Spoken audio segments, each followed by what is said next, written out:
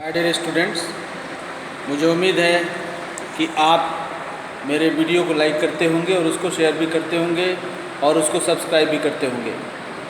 आज का जो असाइनमेंट है वो दो चीज़ों से जुड़ा हुआ है। पहला है कि मार्गन ने ड्रोसोफिला को सेलेक्ट क्यों किया, वाई मार्गन सेलेक्टेड ड्रोसोफिला। तो एक चीज़ मैं बता दूं कि मार्गन ने ड्रोसोफिला को क्यों सेलेक्ट किया, उसके पीछे का रीज़न ये है कि ड्रोसोफिला को वो ईजिली कल्चर कर सकते थे।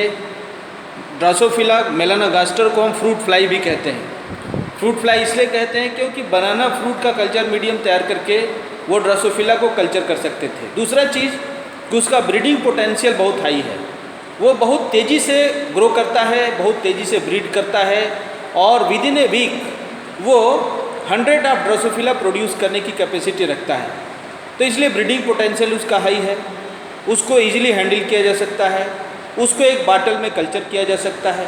और सबसे इम्पॉर्टेंट बात यह है कि उसका जो क्रोमोसोम है वो 4 पेयर, उसकी कोशिकाओं में 4 पेयर क्रोमोसोम्स पाए जाते हैं, जिसमें कि 3 पेयर ऑटोसोम और 1 पेयर सेक्स क्रोमोसोम है। और सेक्स क्रोमोसोम क्या, फीमेल का सेक्स क्रोमोसोम XX है और मेल का क्रोमोसोम XY है।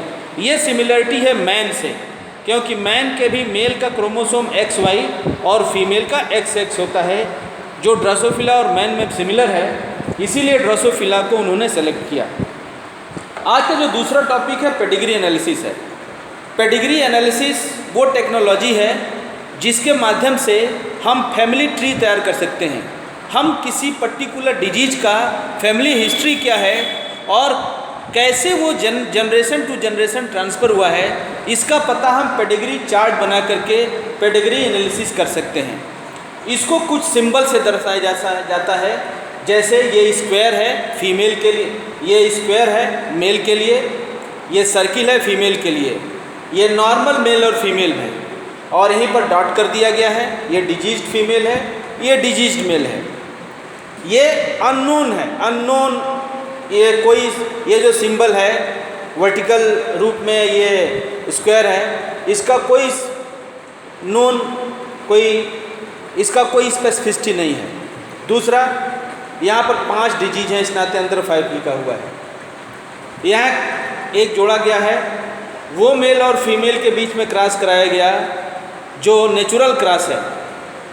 अगर रिलेटिव के बीच में क्रॉस कराते हैं तो डबल क्रॉस लगाते हैं। अगर इस तरह की चीज़ें आपको दिखाई दे तो ये एबॉर्टेड मटेरियल है। वो ये दर्शाया गया है, ये ट्विन है, मेल और फीमेल ट्विन है, और ये डाइजाइगोटिक ट्विन है।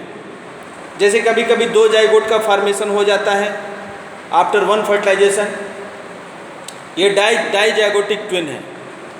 दोनों फैलोपियन ट्यूब में ओवा आते हैं और दोनों ओवा जो है अलग अलग स्पर्म से फ्यूज कर जाते हैं, इसीलिए ये डाइजाइगोटिक ट्विन होंगे। ये मोनोजाइगोटिक ट्विन है, एक ही जाइगोट के स्प्लिट होने से दो यंग वंस का फॉर्मेशन हुआ है, मेल और फीमेल का। बीच में ये सिंबल दर्शा रहा है कि ये मोनोजाइगोटिक ट्विन्स हैं। तो ये कुछ सिंबल हैं जिसके माध्यम से हम ये दर्शा सकते हैं कि ये टेक्नोलॉजी कैसे होती है। फिर हम इसको क्रॉस के माध्यम से भी शो कर सकते हैं।